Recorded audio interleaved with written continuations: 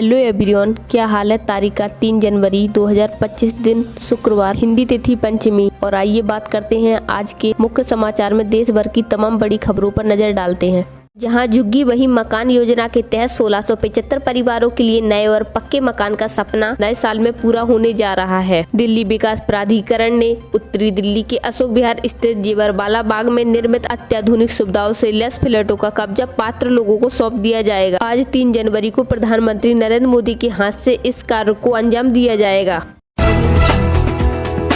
प्रधानमंत्री नरेंद्र मोदी आज 3 जनवरी को पूर्वी और पश्चिमी दिल्ली में 2 नए दिल्ली विश्वविद्यालय परिसरों के साथ साथ वीर सावरकर के नाम पर एक कॉलेज की आधारशिला रख सकते हैं। यह कॉलेज नफजगढ़ में सावरकर कॉलेज 140 करोड़ रुपए की अनुमानित लागत से बनाया जाएगा।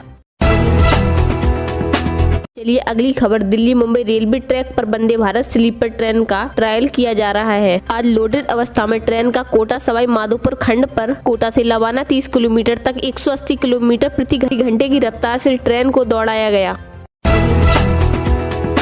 खबर है, दिल्ली के पूर्व मुख्यमंत्री अरविंद केजरीवाल पत्नी के साथ बालाजी मंदिर दर्शन करने के लिए पहुंचे। मंदिर के बाहर निकलते ही लोगों ने उन्हें घेर लिया और मोदी मोदी के नारे लगाने लगे। प्रधानमंत्री नरेंद्र मोदी ने छोटे व्यवसायों को सशक्त बनाने और ई कॉमर्स में क्रांति लाने में ओएनडीसी के योगदान का उल्लेख करते हुए आज कहा कि यह विकास और समृद्धि को आगे बढ़ाने में महत्वपूर्ण भूमिका निभाएगा।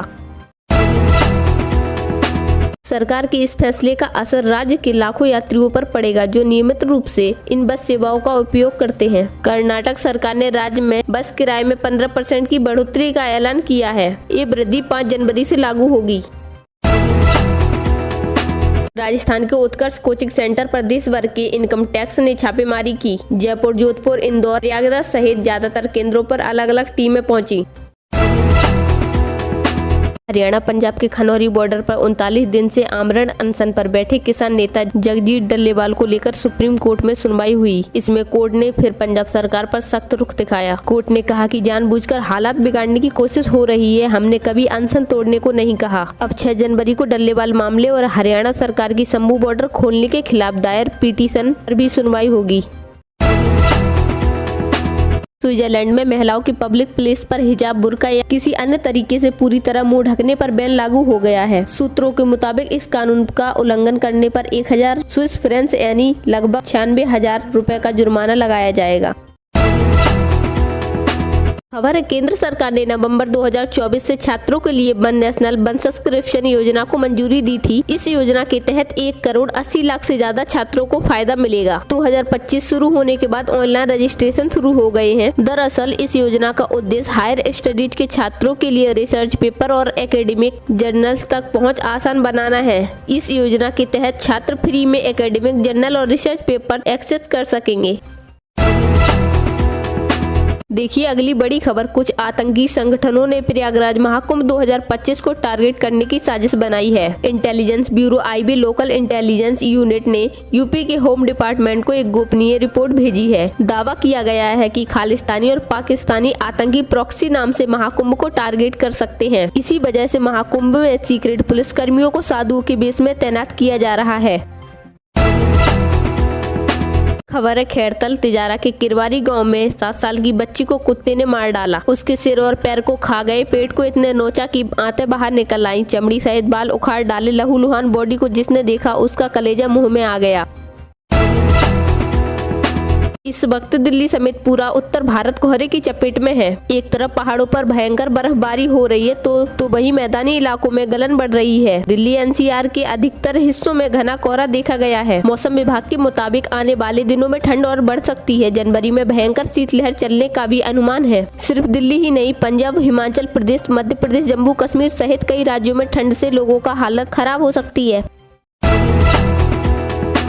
State bank of India SBI की ओर से इस बार 13,000 से अधिक क्लर्क की पदों पर भर्ती हो रही है, जिसमें शामिल होने के लिए आवेदन की लास्ट डेट 7 जनवरी 2025 तय की गई है। ऐसे में जो अभ्यर्थी अभी तक किसी कारणवश फॉर्म नहीं भर सके वो 7 जनवरी से पहले जल्द से जल्द फॉर्म डाल सकते हैं। केंद्रीय कृषि मंत्री शिवराज सिंह चौहान ने दिल्ली की मुख्यमंत्री अतिशी को चिट्ठी लिखी। शिवराज ने दिल्ली सरकार पर किसानों के लिए केंद्र की योजनाओं को लागू नहीं करने का आरोप लगाया। शिवराज सिंह ने लिखा कि पूर्व सीएम अरविंद केजरीवाल ने दिल्ली के किसान भाई बहनों के साथ धोखा किया है। चौहान की चिट्ठी पर दिल्ली की सीएम अतिशी बोली, बीजेपी का किसानों के बारे में बात करना वैसे ही है जैसे दाऊद अहिंसा प्रवचन दे रहा हो। शेयर बाजार में आज बढ़त देखने को मिली है। सेंसेक्स 1436 अंक चढ़कर 79,943 के स्तर पर बंद हुआ। वहीं निफ्टी में भी 445 अंक की तेजी रही। ये 24,188 के स्तर पर बंद हुआ। भारत और ऑस्ट्रेलिया के बीच आज शुक्रवार को सिडनी क्रिकेट ग्राउंड पर 5वां व अंतिम टेस्ट मैच खेला जाएगा। भारतीय टीम इस मुकाबले से पहले बुरे अनुभव से गुजर रही है। कप्तान रोहित शर्मा सिडनी टेस्ट में नहीं खेलेंगे और जसप्रीत बुमराह उनकी जगह कप्तानी करेंगे। सोने चांदी के दाम में आज बढ़त देखने को मिल रही है। India Boolean and jewellers association IBJ के अनुसार 10 ग्राम 24 कैरेट सोने का भाव 186 रुपए बढ़कर 76,769 रुपए पर पहुंच गया है। वहीं चांदी की बात करें तो 852 रुपए बढ़कर 86,907 रुपए पर पहुंच गई है। दिल्ली में प्रदूषण कम होने के बाद उत्तराखंड परिवहन निगम ने देहरादून से दिल्ली के लिए सभी बसों का संचालन शुरू कर दिया है। इसमें 40 सुपर डीलक्स, बेल्वो और 154 साधारण बसें शामिल हैं। अब यात्री आराम से देहरादून से दिल्ली की यात्रा कर सकते हैं। अगर आप चैनल पर नए हैं तो जल्द से जल्द चैनल को सब्सक्राइब करें और बेल आइकन को प्रेस करें।